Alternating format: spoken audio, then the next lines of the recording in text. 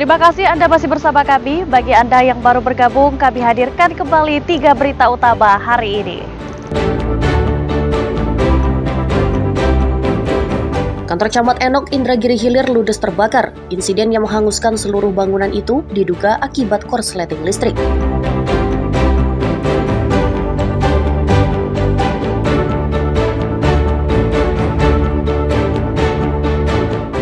Penyelundupan 5 orang pekerja migran Indonesia atau PMI ke Kamboja digagalkan tim gabungan dari polisi dan BP3MI Dumai. Para calon PMI tertarik bekerja di luar negeri karena dijanjikan gaji besar.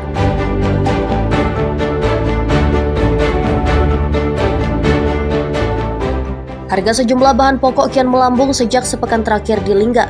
Kenaikan harga karena akses terputus akibat bencana alam, sementara kebutuhan meningkat jelang perayaan Natal dan Tahun Baru.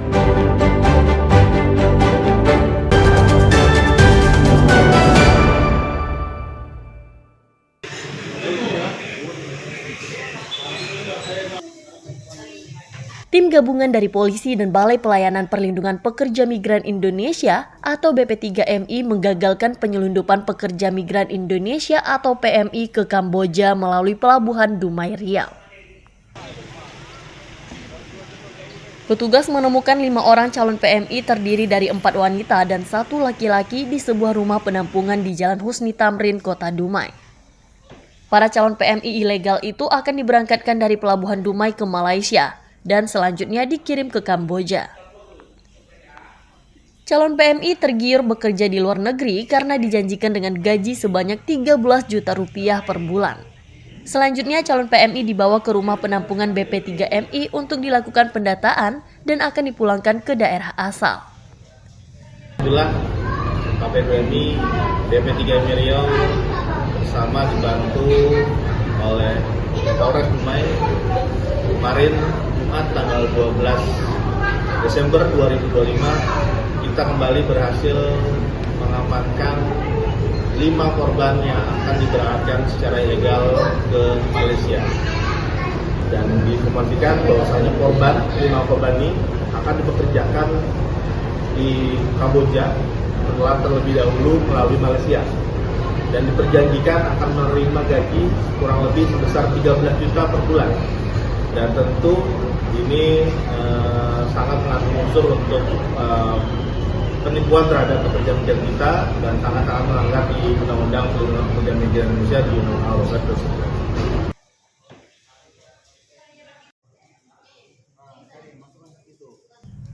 Polisi telah menangkap 1 tersangka penyelundup bernama Rahil yang kini masih dalam pemeriksaan tim penyidik Polres Dumai. Petugas masih mengembangkan kasus dan mengejar tersangka lain dalam jaringan penyelundupan PMI tersebut. Tim liputan melaporkan dari Dumai, Riau.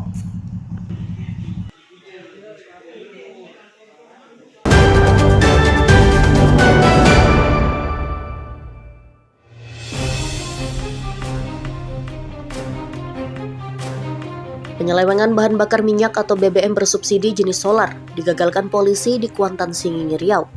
Sebanyak 800 liter solar yang dilansir dari salah satu SPBU menggunakan mobil truk disita polisi.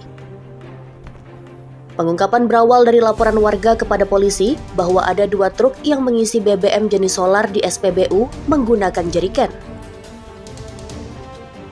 Polisi yang menerima laporan dengan cepat langsung mendatangi SPBU yang berada di Desa Sako, Kecamatan Pangean. Petugas kemudian menangkap 2 tersangka, masing-masing berinisial AN dan YS.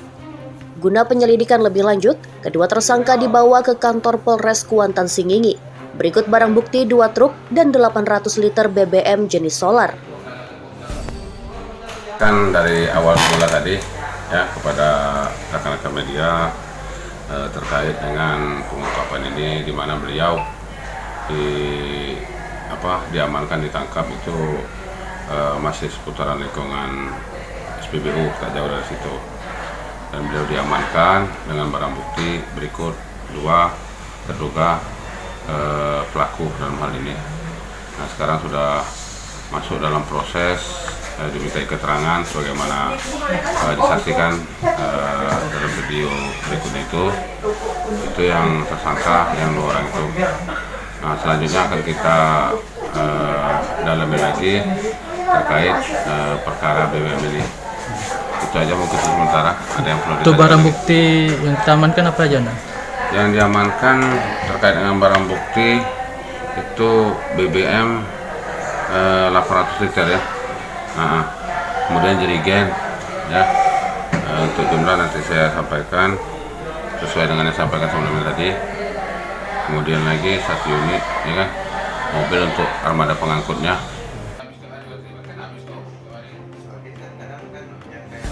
Kedua tersangka kini ditahan di Polres Kuantan Singingi, dikenakan undang-undang tentang migas dengan ancaman hukuman 6 tahun penjara dan denda 60 miliar rupiah.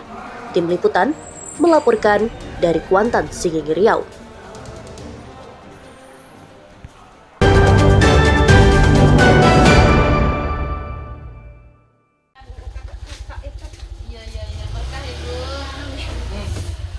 Penyaluran bantuan bahan makanan dan pakaian untuk korban bencana alam Sumatera masih terus mengalir dari warga di Kampar Riau. Kali ini dikoordinir oleh salah seorang ketua RT di Jalan Sukakarya, Desa Tarai Bangun. Warga silih berganti mengantar bahan makanan dan pakaian ke rumah ketua RT untuk disalurkan kepada korban bencana di Aceh, Sumatera Utara, dan Sumatera Barat. Selanjutnya bantuan akan dikirim ke posko di kantor Desa Tarai Bangun. Warga berharap penggalangan bantuan bahan makanan dan pakaian dapat meringankan korban bencana banjir dan longsor.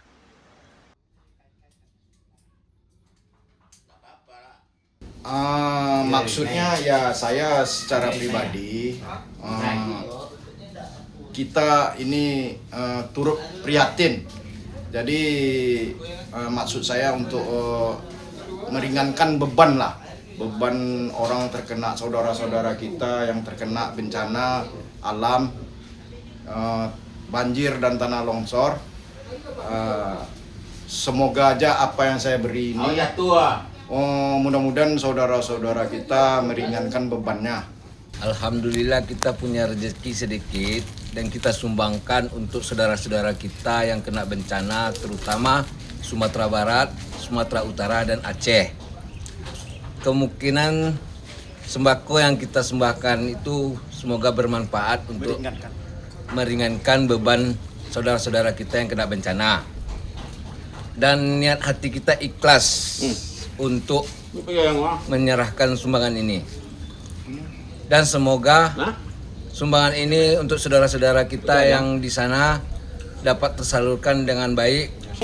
Sumbangan dari warga untuk korban bencana di Aceh, Sumbar dan Sumut. Jadi warga secara sukarela dia mengumpulkan sumbangan ini, ada yang berupa beras, ada mie instan, ada biskuit juga, dan pakaian bekas layak pakai.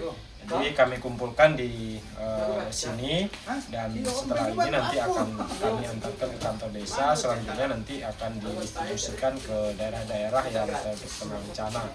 Jadi kami mengucapkan terima kasih banyak kepada warga yang sudah menyumbangkan bantuan untuk korban bencana. Tentu kami berharap bantuan ini bisa sedikit meringankan beban saudara-saudara kita yang saat ini sedang dilanda musibah bencana alam banjir bandang, baik itu yang ada di Sumbar, di Sumut maupun di Aceh.